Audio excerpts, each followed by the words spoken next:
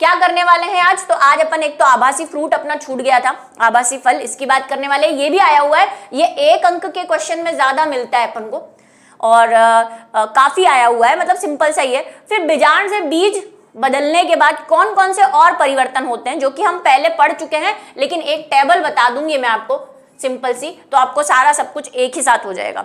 और उसके बाद अनिषेक फलन पढ़ना है, पार्थेनोकार्पिक फ्रूट जिसको अपन कहते हैं वो पढ़ना है, और उसके बाद असंगजनन जो अपना मेन टॉपिक है वो भी पढ़ना है, और उसके उपयोग भी पढ़ लेंगे अपन, उसी में आ जाएंगे। चलो, तो आज का भाई पहला अपना जो क्वेश्चन है वो है आभासी फल। देखो आभासी फल क्या होते हैं, तो कल की क्लास में मैंने आपसे कहा था कि जो अपना फ्रूट होता है, जो अपना फ्रूट होता है वो कैसे बनता है, जो फल होता है वो बनता है परिपक्व अंडाशय से। परिपक्व अंडाशय जो है वो निषेचन के पश्चात किस में बदल जाता है? फल में बदल जाता है। तो ऐसे फल को अपन क्या कहते हैं? सत्य फल कहते हैं।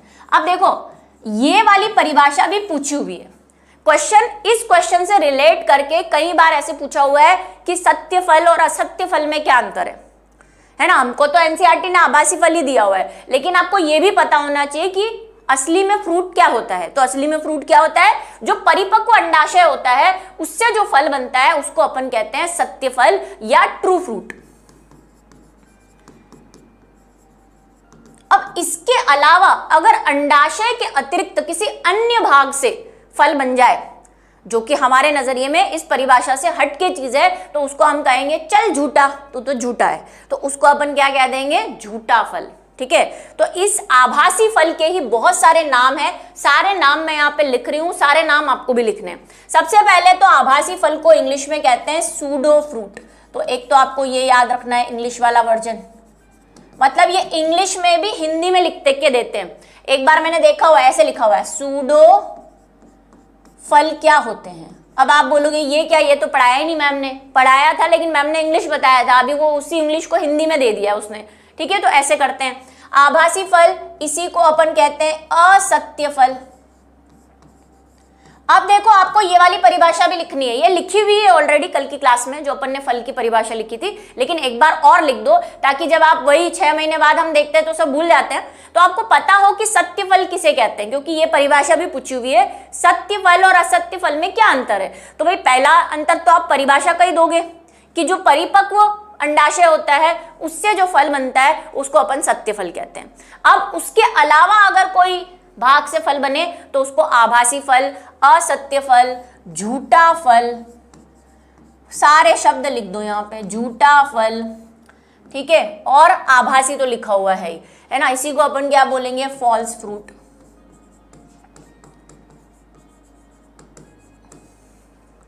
कूट फल, हाँ एक और याद आ गया मुझको, कूट फल। ये सारे नाम लिख देना भाई। ठीक है, अब अपन परिभाषा पे आते हैं। अंडाशय के अतिरिक्त किसी अन्य भाग, तो ब्रैकेट में अपन अन्य भाग के लिए जैसे करके लिख देंगे कि अन्य भाग कैसे क्या हो गया भाई, जैसे पुष्पासन हो गया। पुष्पासन क्या है, भूले तो नहीं ना? अरे वो पुष्पा फिल्म नहीं बोल रही, पुष्पा झुकेगा नहीं साला, वो पुष्पासन नहीं कह रही। जो मैंने आपको फ्लावर बनाया था, फ्लावर में नीचे वाला जो पार्ट बताया था, थैलेमस जिसको कहा था, उसकी बात कर रही हूँ। पुष्पासन है या फिर पुष्पक्रम है। पुष्पक्रम क्या होता है? इन्फ्लोरेंस। 11th का टॉपिक है ये, बहुत सारे फ्लावर एक साथ लगे होते हैं गुच्छे में, तो उसको अपन कहते हैं पुष्पक्रम, है ना। अरेंजमेंट जो होता है पुष्पों के लगने का उसको अपन कहते हैं पुष्पक्रम या इन्फ्लोरेंस, और इसको बोलते हैं थैलेमस इंग्लिश में। तो जैसे पुष्पासन या पुष्पक्रम या कोई और भाग भी हो सकता है, मैंने 2 एग्जाम्पल ले लिए। अन्य भाग से फल निर्माण हो तो ऐसे फल असत्य फल कहलाते हैं। और बाकी सारे नाम आप ऑब्लिक लगा के लिख देंगे। ठीक है, ये सारे नाम आपको याद रखने हैं। और सत्य फल आपको पता ही है, परिभाषा कैसे लिखनी है मैं वहां साइड में लिख चुकी हूँ। उदाहरण क्या है असत्य फलों के? जितने भी फोटोग्राफ आपको यहाँ दिख रहे हैं वो सारे असत्य फल हैं। एक तो अपना काजू, एक अपना सेब, एक यहाँ पे लिखा हुआ नहीं है स्ट्रॉबेरी, ये सारे लिख लो एग्जाम्पल। ये सब प्रीवियस ईयर में कहीं ना कहीं पूछे हुए हैं, उन्हीं के नाम में लिखवा रही हूँ, ठीक है। तो ये अपने क्या है, झूठे फल है सारे। हम इनको फ्रूट समझते हैं लेकिन ये फ्रूट है नहीं, ये हमको धोखा दे रहे हैं फ्रूट समझाकर, ठीक है। तो ये सारे क्या हैं, असत्य फल है। अच्छा, सत्य फल के एग्जाम्पल याद करने की या बताने की जरूरत तो नहीं है। मैंगो, अंगूर, पपीता, पपीता हालांकि अनिश्चित फलन में भी आ जाएगा लेकिन फिर भी पपीता, ये सारे सच्चे फल है हमारे साथी। और ये 2-3 एग्जाम्पल जो आपको यहाँ पे याद रखने हैं। एक आपके एनसीईआरटी में अखरोट भी दे रखा है ना, एक आपके एनसीईआरटी में अखरोट भी दे रखा है। अखरोट मतलब वॉलनट, वो जो ऐड देखा आपने दांत से तोड़ने वाला कि अखरोट तोड़ पाते हैं कि नहीं, दांत स्ट्रॉन्ग है कि नहीं, वो अखरोट, ठीक है। तो अभी क्या है, क्या मतलब है इसका? मतलब ये है कि अपना जो स्त्री केसर है, यहाँ पे मैं एक डायग्राम बना रही हूँ। अपने स्त्री केसर का ये जो अंडाशय है, ये वाला पार्ट है, इससे फ्रूट बनता है, ठीक है। और अंदर जो बीजांड होता है उससे बीज बन जाता है। अच्छी बात, ये ऐसा फल जो होता है वो तो होता है सत्य फल। लेकिन मान लो किसी कारणवश अंडाशय के अलावा, मतलब अंडाशय तो हो सकता है उसमें हो, इंक्लूड हो, लेकिन अंडाशय के अलावा कोई और भाग, जैसे अपना पुष्पासन ले लो, ये पुष्पासन, ये पुष्पासन है, और ये अपनी अंडर क्या है, ओवरी है, उसमें बीजांड लगे हुए हैं, ठीक है। तो अंडाशय तो है ही है, लेकिन साथ में क्या होता है, एप्पल के अंदर, जैसे अपन एप्पल का एग्जांपल ले रहे हैं, एप्पल के अंदर क्या होता है कि ये पुष्पासन ऐसे कवर कर लेता है इसको। पुष्पासन ऐसे ऊपर की तरफ उठ के इस तरीके से, मैं पीले कलर से हरे कलर से बनाती हूँ, ऐसे ऊपर से कवर हो जाता है, ऐसे ये ऊपर बढ़ जाता है और ऐसे दोनों मिल जाते हैं। तो ये क्या बन गया, ऊपर वाली चीज जो स्त्री केसर की है वो हट जाएगी, और ये क्या बन जाता है, एप्पल बन जाता है। तो आपको ये एप्पल जो यहाँ पे दिख रहा है, इसमें ये जो येलो येलो पार्ट दिख रहा है आपको बाहर वाला, ये पुष्पासन है,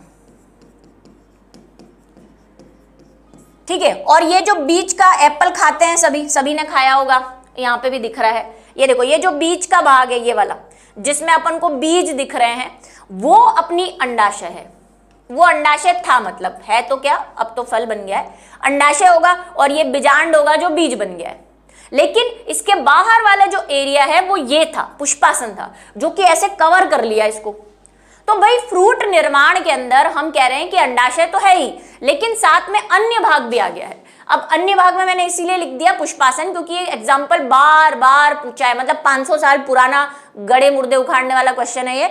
मतलब बोर हो गए हैं इस सवाल से कि सेब के अंदर कौन सा भाग फल निर्माण करता है, या सेब के अंदर आप जो चीज खाते हो वो क्या होती है, वो पुष्पासन होता है। ये बहुत पुराना सवाल है, घिसा पिटा सा सवाल है, लेकिन आ जाता है, अभी भी आता है, तो इसको याद रखेंगे, ठीक है। ये क्या है, पुष्पासन है। ऐसे ही मैंने पुष्पक्रम का एग्जाम्पल लिया, वो अपनी है स्ट्रॉबेरी। तो मैं यहाँ पे लिख दूं भाई, यहाँ पे लिख दूं, सेब में क्या खा रहे हो, सेब में कौन सा भाग खा रहे हो, पुष्पासन, पुष्पासन से। स्ट्रॉबेरी में हम पुष्पक्रम खाते हैं, पुष्पक्रम। अब ये पुष्पक्रम क्या होता है, इन्फ्लोरेंस। अभी यहां समझा रही हूं मैं आपको। देखो स्ट्रॉबेरी में क्या होता है, आपने स्ट्रॉबेरी देखी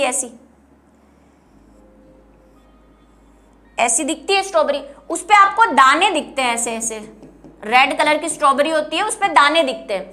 वो दाने और कुछ नहीं, जिन्होंने 11th क्लास पढ़ी है उनको पता होगा, ये दाने ही एक जमाने में, मतलब निषेचन से पहले, ये हर एक दाना एक फ्लावर था। ये पूरा फ्लावर नहीं है, भाई, ये एक एक, जैसे ये एक फूल था, ये एक फूल था, ये एक फूल था, ये एक फूल था, ये सारे फूल थे, और ये ऐसे लगे हुए थे, ऐसे पास, मैंने फिर भी दूर बनाए। फिर क्या हुआ, इन फ्लावर में निषेचन हो गया, सब में, सारे फ्लावर में निषेचन हो गया, तो इसका जो एक्स्ट्रा पार्ट है वो भी मासल हो गया, फ्लैशी हो गया, और ये कुछ इस तरह से स्ट्रॉबेरी का निर्माण हो गया इसमें। तो ये एक अकेला फूल नहीं है, बहुत सारे फूलों का गुच्छा था, जिसको अपन क्या कहते हैं, पुष्पक्रम कहते हैं। पुष्पक्रम क्या होता है, फ्लावर का अरेंजमेंट, है ना, फ्लावर कैसे लगे हुए हैं, उनका अरेंजमेंट इन्फ्लोरेंस होता है। तो यहाँ पे स्ट्रॉबेरी में हम पूरा के पूरा पुष्पक्रम खा रहे हैं, खाली अंडाशय नहीं खा रहे। पूरी स्ट्रॉबेरी को बनाने में बहुत सारी चीजें काम में आ रही है, उसका थैलेमस भी काम में आ रहा है, उसका अंडाशय भी काम में आ रहा है, उसके वर्तिका भी है। ये जो ऊपर आपको दिख रहे हैं येलो येलो, ये बचे हुए वर्तिका है। वर्तिका मतलब स्टिग्मा है, स्टिग्मा और स्टाइल है बचे हुए, जबकि वो तो खत्म हो जाने चाहिए हमारे अकॉर्डिंगली। फर्टिलाइजेशन के बाद हमने कहा कि सिर्फ ओवरी और बीज बचता है ना, फ्रूट और बीज बचता है, बाकी सब तो खत्म हो जाते हैं। लेकिन इसमें अभी भी है, तो हम वर्तिका भी खा रहे हैं साथ साथ। और इसके पुष्पक्रम को हम क्या कहते हैं, आपको याद हो तो एकीन कहते हैं। स्ट्रॉबेरी का जो इन्फ्लोरेंस होता है या जो फ्लावर होता है उसको एकीन कहा जाता है, अगर आपको थोड़ा बहुत 11th याद हो तो भाई स्ट्रॉबेरी में ये खाते हैं। ऐसे काजू जो है, ये जो पूछे हुए एग्जाम में सवाल है वही बता रही हूं मैं आपको, सबके आपको याद नहीं रखने, कुछ बेसिक है। जैसे काजू है, काजू में हम समझते हैं कि काजू एक ड्राई फ्रूट है, अपन कहते हैं ना ड्राई फ्रूट, लेकिन वो ड्राई फ्रूट नहीं है। काजू हम ये वाला हिस्सा खाते हैं काजू का, ये जो आपको काला दिख रहा है, क्योंकि ये फॉरेन वाला काजू है, अपना इंडियन काजू नहीं है। तो अभी ये वाला हिस्सा खाते हो आप, जो आप खाते हो काजू में, ये एक्चुअली में बीज है। हम तो बीज खा रहे हैं, फ्रूट तो खा ही नहीं रहे। फ्रूट तो ये रहा ऊपर वाला जो आपको बेल पेपर शिमला मिर्ची की तरह दिख रहा है, जो एक्चुअली में फ्रूट ये होता है। लेकिन फ्रूट तो हम खाते ही नहीं है, हम तो नीचे वाला हिस्सा खा रहे हैं, बीज खा रहे हैं हम, ठीक है। तो हमको धोखा है, हम उसको फ्रूट समझ रहे हैं, वो फ्रूट है नहीं, हम तो बीज खा रहे हैं, ठीक है। तो यहाँ पे ये सारी चीजें जो हैं, ये सारे के सारे कैसे हैं, आभासी फल हैं, ठीक है। और सत्य फल क्या होते हैं, ये भी आपको याद रखना है। ये बात समझ में आई? बस इतना ही आपको करना है। इसी पे बार बार घूम फिर के क्वेश्चन आता रहता है, या तो एग्जाम्पल पूछ लेते हैं, या पूछ लेते हैं कि आभासी फल और सत्य फल में अंतर क्या है, ऐसे पूछ लेते हैं, ठीक है। ज्यादा आपको डिटेल में नहीं जाना है कि आप हर एक फ्रूट का निकालना शुरू कर दो। ये अपने मेन एग्जाम्पल मैंने आपको लिख दिए। अखरोट में देखो ओवरी भी होती है, सीड कोट भी होता है उसके अंदर, ठीक है। एक जो इसका एग्जाम्पल है जो बिहार बोर्ड में पूछा हुआ है, वो मैं आपको जरूर बता देती हूँ। अपनी जगह, यहाँ पे जगह नहीं है, यहाँ साइड में लिख दूं। देखो बिहार बोर्ड में ऐसे पूछा हुआ था कि लीची और क्या था, मैं एग्जाम्पल भूल गई, लीची, शरीफा और एक और था, कुछ एग्जाम्पल था। जब आप बिहार बोर्ड के क्वेश्चन देखोगे तो आपको दिखेंगे, एक और नाम था, मेरे को याद नहीं आ रहा। उसमें हम क्या खाते हैं, तो भाई लीची में, शरीफा में और एक और एग्जाम्पल था, उन सब में हम बीज चोल खाते हैं। जैसे अनार है, अनार में हम बीज होता है रेड कलर का, उसके ऊपर जो छिलका है रेड जो आप खा रहे हो, वो उसका बीज चोल है, बीज का आवरण है। फ्रूट तो आप खा ही नहीं रहे हो, फ्रूट तो हम छिलके निकाल के फेंक देते हैं। तो ऐसे कई जगहों पे है। तो ये लीची, शरीफा, ये सारे बीज चोल खाए जाते हैं। जायफल, जावंत्री, इन सब के क्या खाए जाते हैं, बीज चोल खाए जाते हैं। चलो अब ये है, ये मैंने आपको एक टेबल बना दी है कि फर्टिलाइजेशन के पश्चात, यानी कि निषेचन के बाद कौन सी चीज क्या बन गई, ठीक है। तो भाई अपन ने ये सारी चीजें कर रखी है, बस मैंने आपको एक टेबल बना दी है ताकि आपको एक साथ सारी चीजें मिल जाए। जैसे बीजांड जो है वो बीज में बदल गया है, अध्यावरण जो है वो बीज कवच बन गए हैं। बीज कवच को ही हम बीज चोल भी कहते हैं, है ना। बीज कवच बोलो, बीज चोल बोलो, एक बात है। उसमें जो बाहर वाला है वो क्या बनाता है, टेस्टा, और जो अंदर वाला है वो बनाता है टैगमेन, ठीक है। ये आपको याद रखना है। एक बच्चे ने मुझसे कहा ये एनसीईआरटी में नहीं है। एनसीईआरटी में चाहे कुछ भी नहीं हो, ऐसा तो हमने बहुत कुछ पढ़ लिया जो एनसीईआरटी में नहीं था, लेकिन क्वेश्चन आते हैं बोर्ड में, ठीक है। हमको वो सब पढ़ना है। आपको पहले भी बताया कि एनसीईआरटी टीचर्स के लिए बनी हुई है, स्टूडेंट के लिए वो है ही नहीं। स्टूडेंट तो अगर उसको पढ़ के जाएगा तो वो 50% नंबर भी नहीं आएंगे उसके, इसीलिए आप लोगों को हमें इतना सब कुछ एक्सप्लेन करने की जरूरत पड़ती है।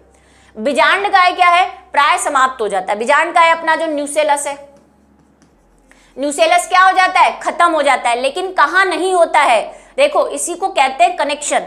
हर चीज के साथ आपको जो जो चीजें आपके दिमाग में है वो फिट रहनी चाहिए। जैसे मैंने यहाँ बीजांड काय पढ़ा, अभी बीजांड काय प्राय समाप्त हो जाता है और कुछ में पेरिस्पर्म की तरह रहता है, जो अपन ने कल की क्लास में पढ़ा, परिभ्रूण पोष पढ़ा कि किसी किसी में बीजांड काय नष्ट नहीं होता, बच जाता है, किसमें, जैसे काली मिर्ची है, चुकंदर है। तो आपको शब्द पढ़ के उससे रिलेटेड सारी चीजें सामने आ जानी चाहिए।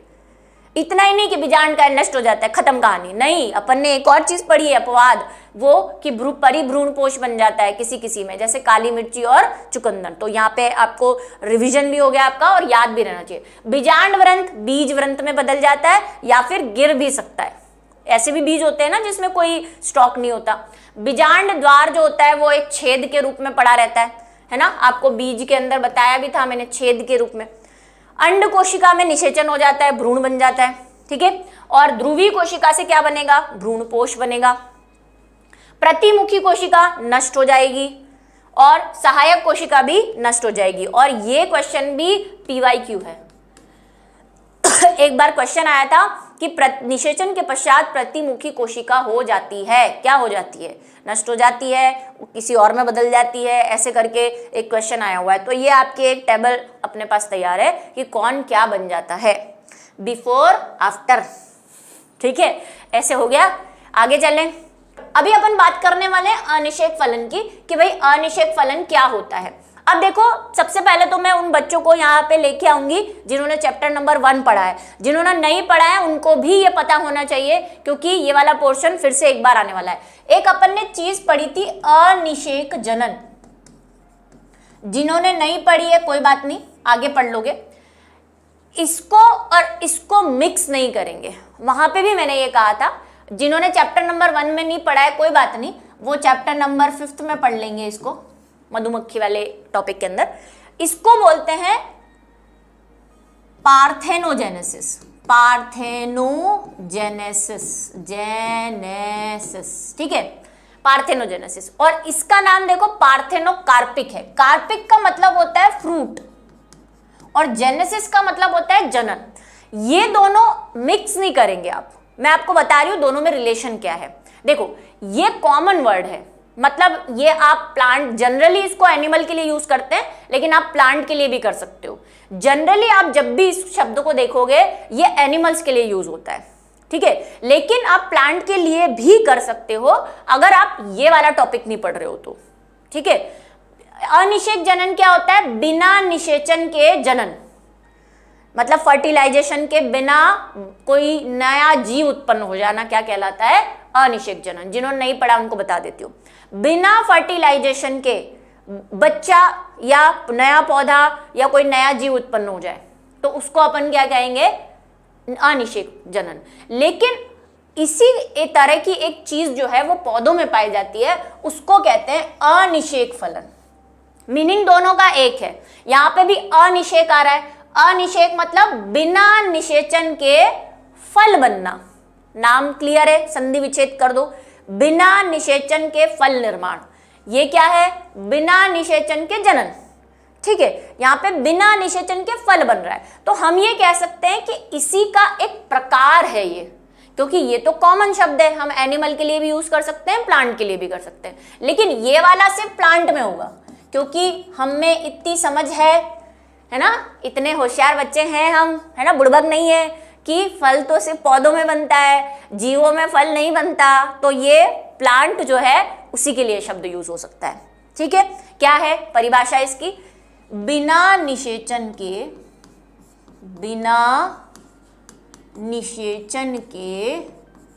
फल निर्माण की घटना अनिषेक फलन कहलाती है।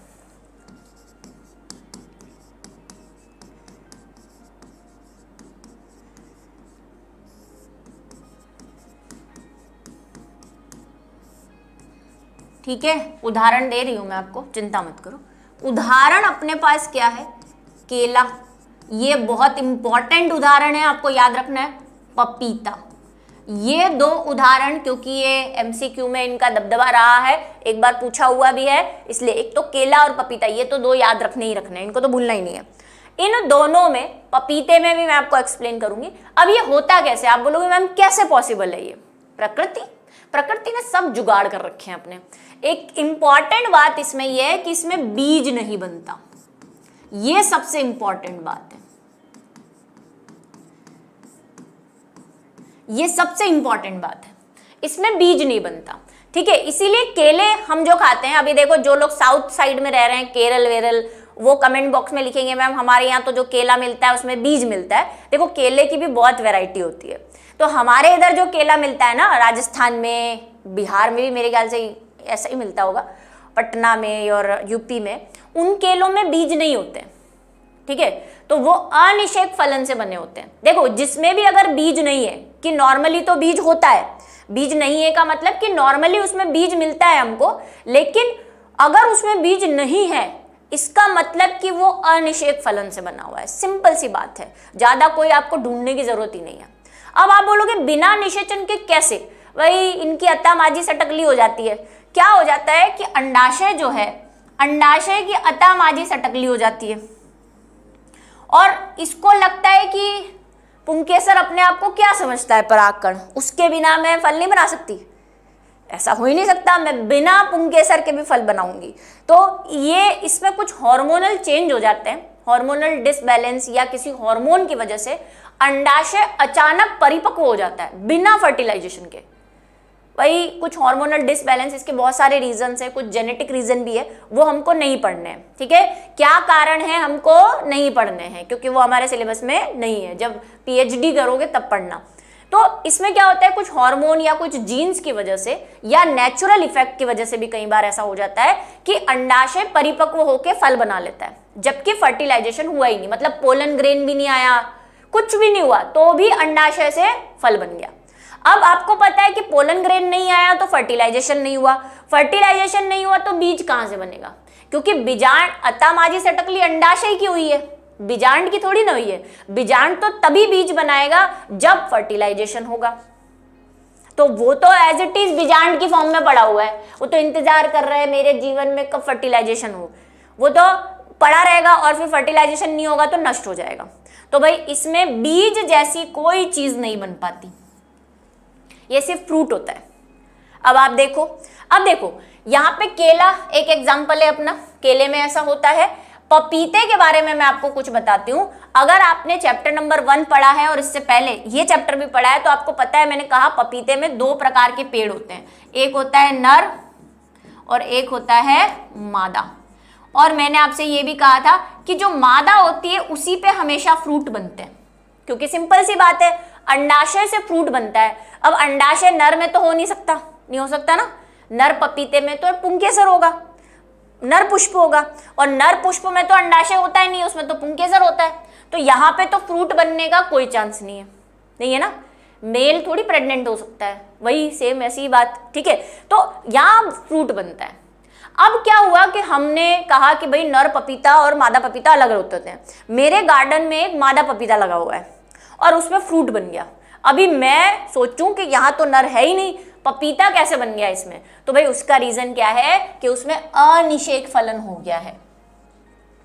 हाँ, एक और रीजन ये भी हो सकता है कि कहीं हवा से पोलन ग्रेन उड़ के आ गया हो, कहीं आसपास कोई नर पपीता होगा, वहां से पोलन ग्रेन उड़ के आ जाए और इस पे लग जाए तो फ्रूट बनने के चांसेस है। लेकिन चमत्कार तब हुआ जब मैंने अपने गार्डन में से जो पपीता लगा, जिसको देख के मैं वैसे ही सरप्राइज थी कि यहाँ पे नर पपीता है भी नहीं, फिर इसमें फ्रूट कैसे लग गया। फिर मैंने पपीता खोला और पपीते को काटा तो उसमें बीज नहीं था, तो मेरे को पता चल गया कि अगर इसमें बीज नहीं है इट मीन्स कि ये अनिषेक फलन से बना है, कोई पोलन ग्रेन नहीं आया यहाँ पे हवा से उड़ के, ठीक है। तो पपीते में निषेचन से भी होता है, लेकिन ज्यादातर पपीते जो है वो अनिषेक फलन से उग जाते हैं। तो अगर आप बाजार में जा रहे हैं और आपको बीज वाला पपीता मिल रहा है, इसका मतलब कि वो फर्टिलाइजेशन से हुआ है। और अगर आपको ऐसा पपीता मिल रहा है जिसमें बीज नहीं है, चाहे वो कितना भी बड़ा हो जाए, तो फिर वो पपीता कैसे बना है, अनिषेक फलन से, मतलब बिना फर्टिलाइजेशन के बना है, ठीक है। ये बात ध्यान रखेंगे, क्योंकि ये सवाल किसी ने मुझसे पहले पूछा था जब मैंने पपीते वाली बात बताई थी कि मैम हमारे गार्डन में तो सारे पपीतों पे फ्रूट लग रहे हैं, वो कैसे, जबकि वहाँ तो नर पपीता नहीं है, क्योंकि उसमें क्या मिलता है, अनिषेक फलन। ऐसे ही केलों में भी मिलता है, केलों में भी अनिषेक फलन से केले बन सकते हैं, ठीक है। ये बात सबको समझ में आ गई, अनिषेक फलन। तो ये 2-3 एग्जाम्पल ये आपको ध्यान रखने हैं। ये भी बड़ा छोटे छोटे टॉपिक्स में आता रहता है ये सारी चीजें, तो ये आपको ध्यान रखनी है। अब अपना अगला टॉपिक है असंगजनन, और जैसे कि मैंने कहा ये भी बड़ा इंपॉर्टेंट है, टिप्पणी में आपको मिलता है। असंगजनन क्या होता है? अब देखो इस वाली बात को और इस वाली बात को अलग अलग रखने की कोशिश करना। ये है असंगजनन। इसमें देखो क्या लिख रही हूं मैं, बिना निषेचन के बीज निर्माण। मैम आप बहुत ही खराब हो, बोलो बोलो, की घटना, बोलो बोलो, सुनने को तैयार हूं मैं। बोलना मन कर रहा है ऐसा कि मैम आप बहुत ही खराब हो। बोला, अभी तो कह रही थी कि बिना निषेचन के तो बीज बनता ही नहीं है, अभी कह रही हूँ बिना निषेचन के बीज बनता है। मैं क्या करूं, प्रकृति ऐसी है। निर्माण की घटना को असंगजनन कहते हैं।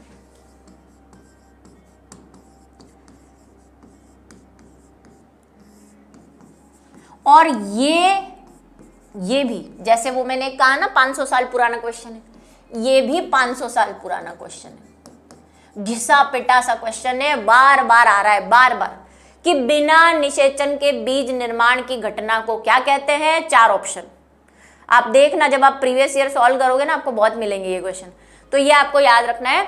वो क्या है, वो फल बना रहा है, बिना निषेचन के फल बना रहा है। ये क्या बना रहा है, बिना निषेचन के बीज बना रहा है, जो कि नहीं होना चाहिए हमारे हिसाब से। तो बिना निषेचन के बीज बनता ही नहीं है, लेकिन वही कुछ हार्मोन्स की वजह से। अच्छा, हार्मोन से मुझे एक बात याद आई कि कौन से हार्मोन है जिनसे आप ऐसा कर सकते हो। देखो ये हम कर भी सकते हैं, जैसे आप बोलोगे ना बाजार में जो केले और पपीते आ रहे हैं वो कैसे आ रहे हैं, ये नेचुरली भी होता है अनिषेक फलन, लेकिन आप इसको कर भी सकते हो। जो लोग खेती करते हैं वो करते हैं।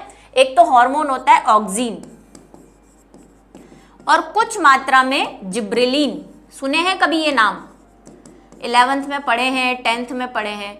ऑक्सीन और जिब्रेलिन की मदद से भी हम ऐसा कर सकते हैं जानबूझ के, मतलब अनिषेक फलन करवा सकते हैं। एक और बात, ये वाला सवाल नीट में आया हुआ है कि किसमें अनिषेक फलन करवाना हानिकारक हो सकता है, तो वो अपना है अनार। अनार में अनिषेक फलन नहीं करवाना, अनिषेक फलन नहीं करवा सकते। आप बोलोगे क्यों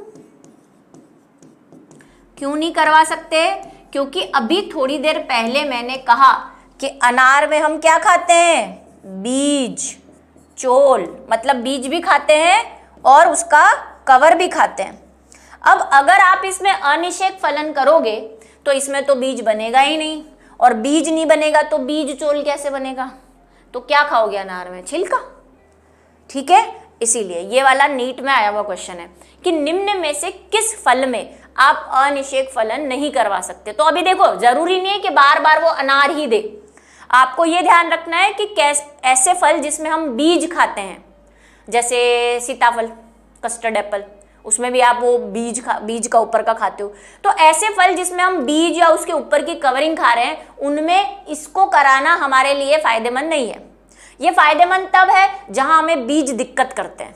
जैसे कभी आपने तरबूज खाया हो, तरबूज में नहीं होता बार बार बीज को थूको, तरबूज खाने का मजा ही खराब हो जाता है, इतने बीज होते हैं। तो अगर हम अनिषेक फलन करवा दें, वैसे करवा दिया है, मतलब मैं कोई नई बात नहीं कर रही हूँ, ये बना चुके हैं हम, ऐसा तरबूज जिसमें बीज ना हो, तो भाई हमारा खाना आसान हो जाएगा।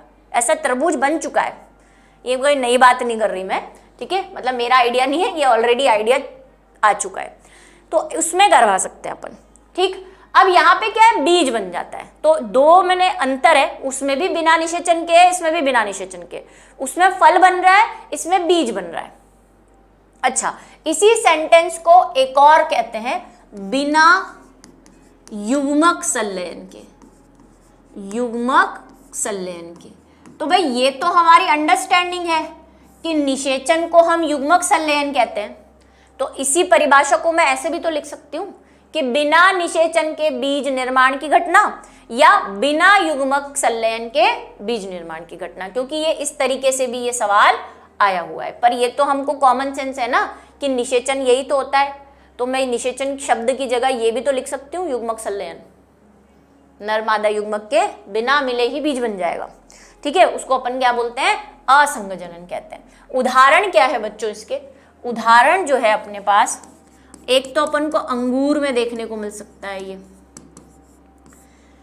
ठीक है, एक अपन को एस्टेरेसी कुल में देखने को मिलता है, एस्टेरेसी कुल, ये कुल है भाई, एक कुल मतलब फैमिली, प्लांट की फैमिलीज होती है ना अलग अलग, जिसमें सूरजमुखी आता है।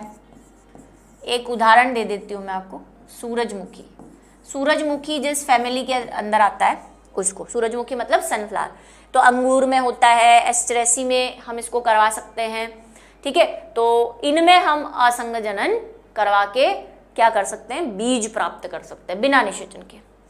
अब ये कैसे होता है, तो इसके लिए मैंने जैसे कहा कि ये 3 नंबर तक में क्वेश्चन आता है, तो अभी इसके अलावा आप क्या लिखोगे, तो इसके अलावा हम इसमें प्रकार लिख सकते हैं, असंग जनन के प्रकार। और ये जो असंग जनन के प्रकार हैं ये आपके यूपी में, राजस्थान में और बिहार में आ चुका है सवाल। अब वहां पे बच्चे कंफ्यूज कि मैम प्रकार तो बताए नहीं एनसीईआरटी ने, एनसीईआरटी नहीं बताए, लेकिन अगर मैं इसको प्रकार बोलूं या मैं बोलूं कि असंग जनन के क्या कारण है, तब भी बात सेम रहेगी। मतलब हम जो कारण पढ़ने वाले हैं एक्चुअली में वही प्रकार भी है। ठीक है, तो आप ऑब्लिक लगा के कारण भी लिख देना। हो सकता है सवाल आपसे पूछ ले कि असंग जनन किस कारण से होता है या असंग जनन के क्या प्रकार होते हैं। तो सबसे पहला असंग जनन का जो प्रकार है वो है आवर्ती, आवर्ती असंग जनन। इंग्लिश में इसको क्या कहते हैं, इंग्लिश में इसको कहते हैं रिकरेंट एपोमिक्सिस। ये भाई लिख लो। देखो मैं बता देती हूँ आपको कि एनसीईआरटी ने ये लिख रखा है, लेकिन उसको ऐसे हेडिंग लगा के नहीं लिखा है, और नोट्स में भी मैंने उसको हेडिंग लगा के नहीं लिखा है, लेकिन आप ऐसे हेडिंग लगा के लिखोगे तो आपके ध्यान में रहेगा। ठीक है, आप इसको हेडिंग बना के लिखना। ये लिखा हुआ है, नोट्स में भी लिखा हुआ है, लेकिन पैराग्राफ फॉर्म में लिखा हुआ है, तो मैंने अभी इसको अलग कर दिया है क्योंकि प्रीवियस ईयर क्वेश्चन में ये प्रकार के नाम से पूछा हुआ है, तो मैंने सोचा इसके 3 पार्ट ही कर देते हैं अपन, तो अपने लिखने के लिए भी सही रहेगा और याद भी आपको रहेगा। सबसे पहला है आवर्ती। आवर्ती का मतलब होता है रिकरेंट, मतलब ऐसा असंग जनन जिसमें जो हमको प्राप्त हो बीज वो आगे पौधा भी बना सके, जिसमें हमको जो बीज प्राप्त हो उससे नया पौधा बन सके।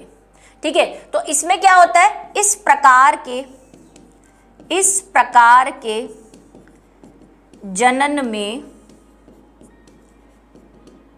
अंड कोशिका बिना अर्धसूत्री विभाजन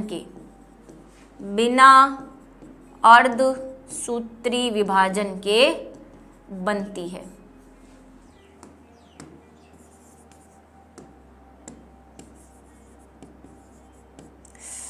विभाजन नहीं, बिहारी बन गई हूं मैं, विभाजन के उत्पन्न होती है।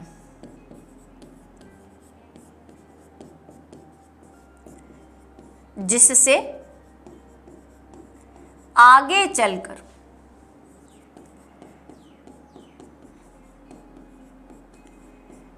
भ्रूण निर्माण होता है।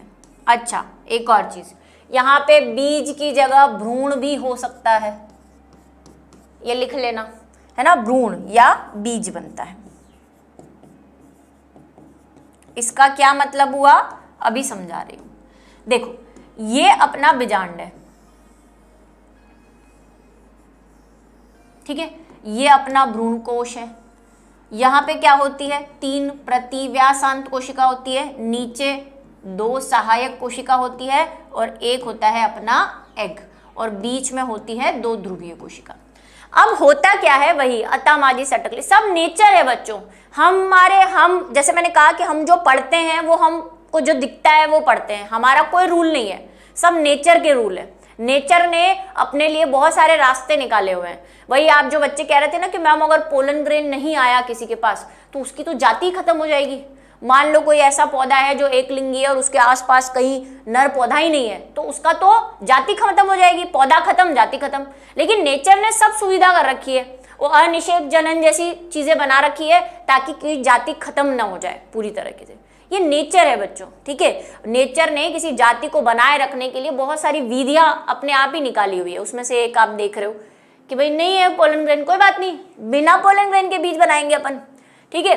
तो यहाँ पे क्या होता है कि आपको पता है अंडा कैसे बनता है, एग कैसे बनता है। ये एग कैसे बन के आया है, तो हमने कहा कि जो अपना गुरु बीजाणु था, थोड़ा सा मैं आपको याद दिला देती हूँ, जो गुरु बीजाणु था उसमें मियोसिस होने से अर्धसूत्री विभाजन होता था, उसके बाद अंडा बनता था। पूरा प्रोसेस नहीं पढ़ा रही हूं मैं, डायरेक्टली उस पे आ गई कि गुरु बीजाणु से अर्धसूत्री विभाजन होता, फिर 4 बनते, उसमें से 1 बचता, 3 नष्ट हो जाते और फिर उससे अंडा बनता था। लेकिन कैसे बनता था, अर्धसूत्री विभाजन से, ठीक है, अर्धसूत्री विभाजन से बनता था। अब क्या हुआ, यहां पे गड़बड़ हो गई, यहां पे गुरु बीजाणु से अंडा तो बना लेकिन मियोसिस नहीं हुआ, मतलब अर्धसूत्री विभाजन नहीं हुआ, और विभाजन कैसा हो गया, समसूत्री। तो अगर समसूत्री विभाजन हुआ है तो अगर गुरु बीजाणु 2n था तो ये भी कैसा, अंडा भी कैसा बना होगा, 2n ही बना होगा। नॉर्मली अंडा कैसा होता है, n हैप्लॉइड होता है, लेकिन यहाँ पे क्योंकि अर्धसूत्री विभाजन नहीं हुआ तो हमारा अंडा भी कैसा रह गया, द्विगुणित रह गया, द्विगुणित रह गया। और फिर इसमें किसी कारणवश भ्रूण डेवलप हो गया, मतलब कि बीज बन गया आगे जाके, क्योंकि ये द्विगुणित था, इसको किसी पोलन ग्रेन की जरूरत ही नहीं है, ये अपने आप में द्विगुणित है। पहले तो ये हैप्लॉइड होता है इसलिए इसको पोलन ग्रेन की जरूरत होती है कि पोलन ग्रेन आके मिले, निषेचन हो, द्विगुणित बने, तब भ्रूण बनाओ। लेकिन यहाँ तो ये पहले से सक्षम है, पहले से द्विगुणित है, इसमें विभाजन हो गया और विभाजन होने से इसने क्या बना दिया, भ्रूण या ऑब्लिक लगा के बीज, ठीक है, बना दिया। अब इसको आवर्ती क्यों कह रहे हैं, इंग्लिश में आपको दिख रहा है रिकरेंट, क्योंकि अगर ये बीज नीचे गिरे, ये जो बीज बना है ये नीचे गिरेगा तो इससे नया पौधा बनेगा और नए पौधे में फिर वही चक्र चलने लग जाएगा, नए पौधे से वापस वही पोलन ग्रेन बनेंगे, एग बनेगा, फर्टिलाइजेशन होगा, नहीं होगा, जो भी है वो सारा प्रोसेस चालू हो जाएगा। मतलब ये बीज अपना जीवन क्षम है,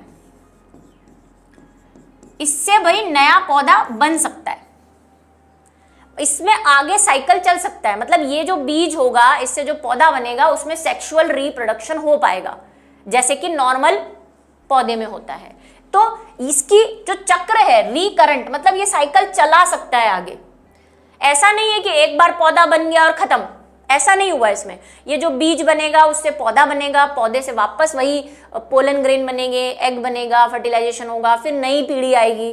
तो इसमें ये वाली चीज हो सकती है, इसीलिए इसको कहते हैं आवर्ती। क्यों हो सकती है, क्योंकि ये द्विगुणित है और पौधा द्विगुणित ही होता है, इसीलिए। अभी देखो दूसरे वाले को देखो, दूसरा वाला देखोगे तो आपको समझ में आएगी बात। दूसरा उपयोग नहीं पढ़ना अपन को, अभी उपयोग नहीं पढ़ेंगे अपन। दूसरा वाला है अनावर्ती, इससे आपको ज्यादा समझ में आ जाएगा। फर्स्ट वाला अनावर्ती मतलब कि नॉन रिकरेंट।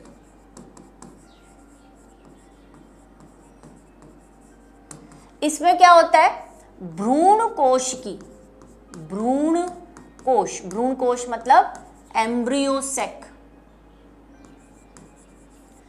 एम्ब्रियोसेक की किसी कोशिका, किसी भी कोशिका।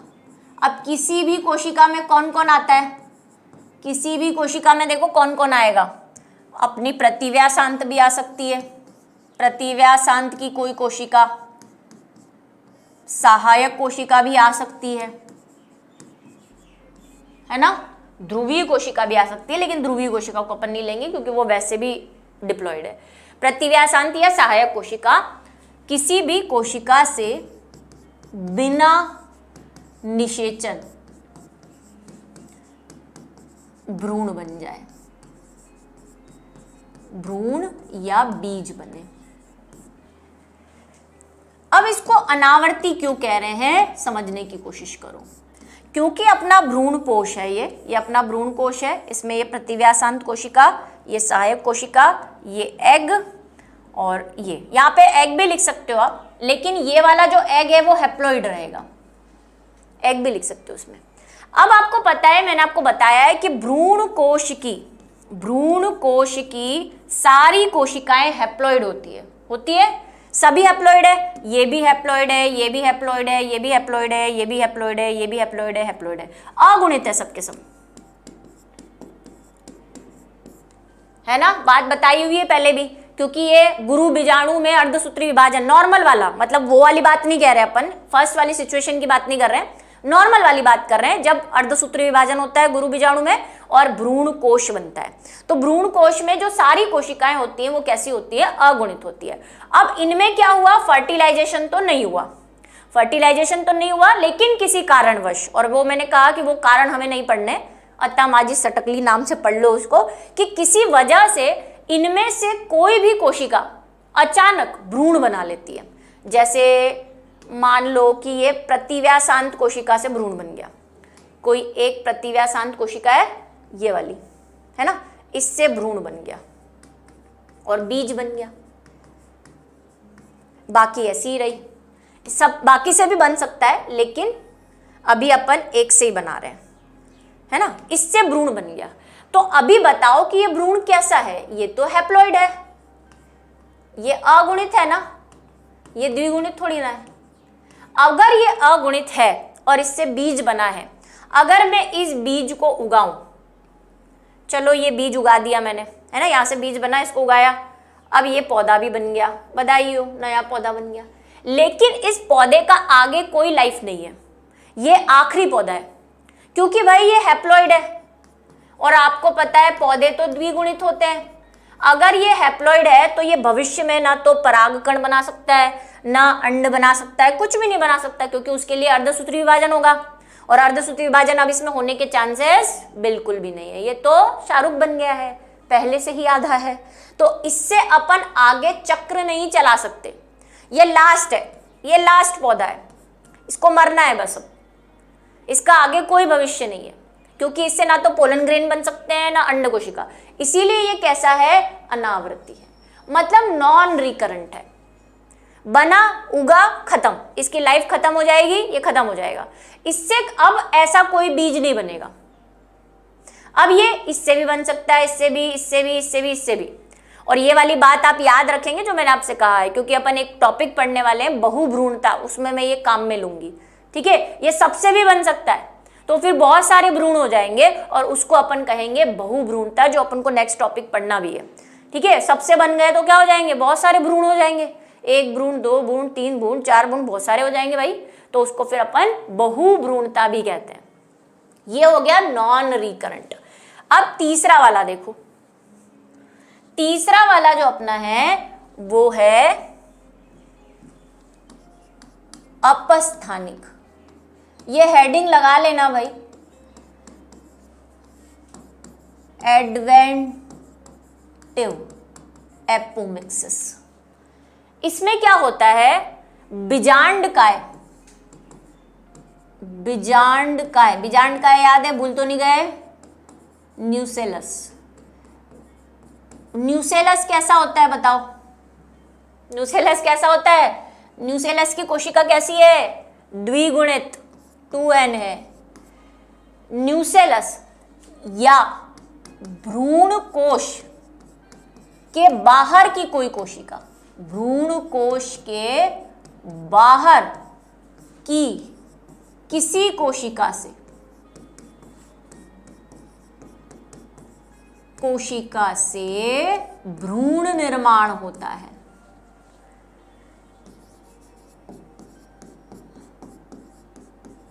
भ्रूण निर्माण होता है, ठीक है। कैसे, ये देखो, ये अपना बीजांड,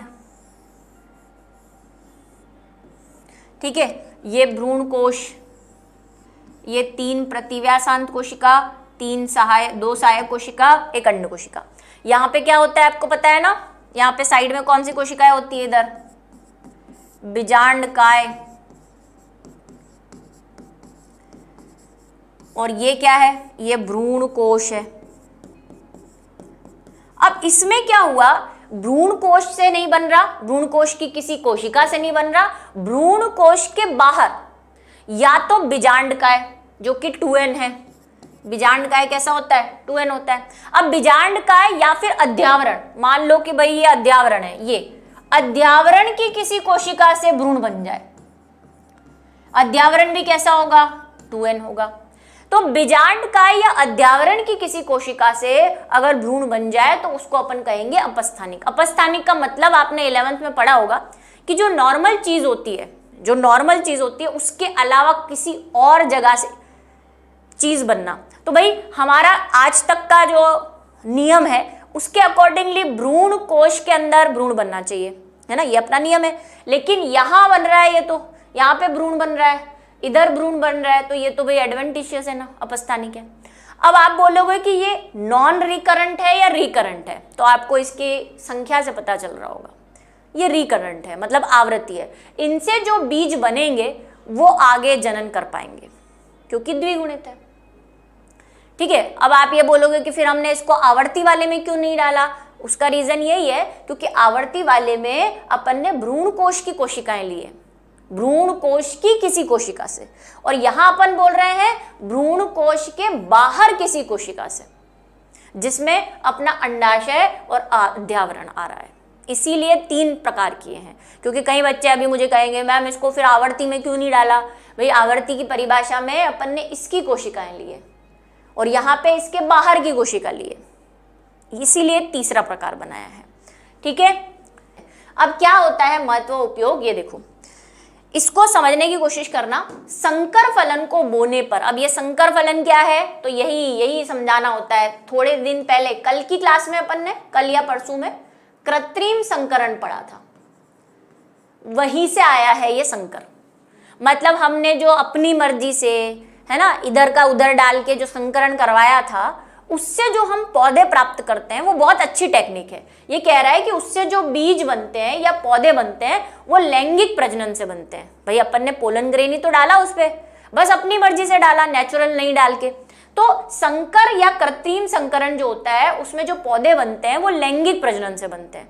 अब लैंगिक प्रजनन का एक गुण आपको पता है कि उसमें क्या आती है, विभिन्नताएं आती हैं, पता है आपको, क्योंकि एक जीन दूसरे जीन में मिलता है। भले ही हमने हमारी इच्छा का पोलन ग्रेन डाला है लेकिन उसमें डीएनए तो अलग है ना, उस खुद के पौधे से तो अलग डीएनए है ना, उस जो पोलन ग्रेन हम डाल रहे हैं। तो लैंगिक प्रजनन में क्या होता है, गुणों में पूर्णता प्राप्त नहीं कर सकते। मतलब कि ये जैसे मैंने कहा था कि हम ए और बी को मिलाएं तो जरूरी नहीं है कि हमको एक ऐसा पौधा मिले जैसा हम चाहते हो। कई बार कोई अलग तरह का पौधा भी मिल जाता है। वो मैंने कहा था ना, इतना आसान नहीं है कि इसका पोलन ग्रेन उस पर मिला दो तो हमारा इच्छा से पौधा बन जाएगा, इतना आसान नहीं होता। कई बार गलत गुण भी आ जाते हैं उसमें। तो भाई संकर कराना एक अच्छी टेक्निक है, लेकिन उसमें कई बार क्या होता है कि हमको हमारे वांछित लक्षण नहीं मिल पाते हैं या मिलते भी हैं। मान लो अपन ने वो ए और बी मिलाया, देखो ये ए और ये बी, ठीक है, हमने पोलन ग्रेन यहाँ से उठा के इस पे डाला, कृत्रिम संकरण कराया और एक सी संतति प्राप्त की, ये संतति प्राप्त की।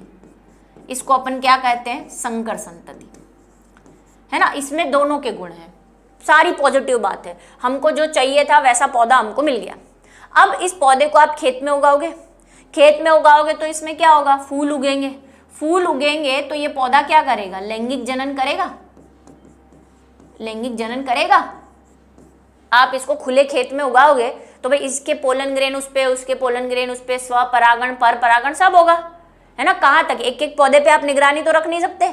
इसमें लैंगिक प्रजनन होगा और लैंगिक प्रजनन होते ही जो आपने इसमें गुण डाले थे इन दोनों को मिला के उसमें चेंज होने के चांसेस बढ़ जाएंगे, है ना, क्योंकि इसमें मिक्सिंग होना शुरू हो जाएगी। तो आपको हर साल नया संकर कराना पड़ेगा, मतलब हर साल आपको लैब में ये चीज करवानी पड़ेगी। उससे जो बीज प्राप्त होंगे उसी को आप काम में ले सकते हो, क्योंकि अगर इन बीजों को आपने खेतों में उगा दिया तो इनमें तो मिक्सिंग शुरू हो जाएगी, क्योंकि आप खुले खेत में बो रहे हो, इनको मिक्सिंग शुरू हो जाएगी। तो हर साल आपको नए संकर बीज लाने पड़ेंगे। लेकिन अगर अपन असंग जनन कर लें कहाँ गया, असंग जनन लिखा। अगर अपन ये असंग जनन वाली टेक्निक यूज कर ले तो हमारी ये प्रॉब्लम सॉल्व हो जाएगी। क्यों? क्योंकि असंग जनन में तो निषेचन होता ही नहीं है। आप कितना भी खुले में बो, है ना, खेतों में बो दो, कुछ नहीं होगा, उनमें सेक्सुअल रिप्रोडक्शन होना ही नहीं है, नहीं हो सकता। आप बीज डालो, बो, हमेशा उसमें बिना निषेचन के बीज बनेगा, और बिना निषेचन के बीज बनेगा तो वही इधर के पोलन ग्रेन उधर जाएंगे नहीं और मिक्सिंग नहीं होगी। तो यहाँ पे किसानों को बहुत फायदा हो जाएगा, उनको हर साल बीज नहीं खरीदने पड़ेंगे, ठीक है। और यही असंग जनन का महत्व है कि संकर वाले में तो आपको हर साल बीज खरीदने पड़ते हैं, लेकिन अगर आप असंग जनन वाले बीज यूज करोगे तो आपको हर साल बीज नहीं खरीदने पड़ेंगे। आप बार बार जो आपके पास बीज है उनसे जो पौधों से बीज बनेंगे उनको ही बोते रहो, ठीक है। लैंगिक प्रजनन में होने वाले आनुवांशिक पुनर्योजन के कारण जनक के लक्षणों को संरक्षित नहीं रखा जा सकता। ये संकर वाले में हम क्या कर सकते हैं कि जो हमारे जनक के गुण हैं उनको सेम नहीं ला सकते हैं, क्योंकि वही खुले खेत में बोओगे तो काम में कबाड़ा होना ही है।